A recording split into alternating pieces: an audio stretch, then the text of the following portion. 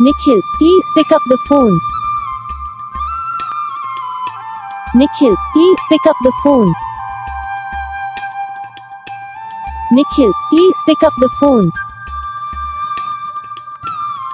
Nikhil, please pick up the phone. Nikhil, please pick up the phone. तो guys video को like करो, channel को subscribe करो, comment करके बताओ आपको ये वीडियो कैसा लगा, कौन सा पार्ट है जो आपको इस वीडियो में अच्छा लगा या फिर कौन सा पार्ट है जो आपको इस वीडियो में अच्छा नहीं लगा। अगर आपको ये रिंगटोन पसंद आई या फिर आप ये ऐसा कौन सा भी रिंगटोन बनवाना चाहते हो तो आप हम पे कमेंट कर सकते हैं। हम आपके लिए रिंगटोन बना के चैनल पर अपलोड कर देंगे। आप वहाँ से इसे चलिए डाउनलोड भी कर सकते हो। डाउनलोड करने के बाद चैनल को सब्सक्राइब कर लेना। सब्सक्राइब करने के बाद जो बेल आइकन आता है इसे ऑल पर सेलेक्ट कर लेना। देखो उसका फ़ायदा रहता है जब ये वीडियो डालते हैं तब आप तक वीडियो पहुँच जाता है। यानी कि अगर मैं सरल भाषा में बताऊँ तो आपको पता चल जाता है कि हाँ भाई वीडियो आज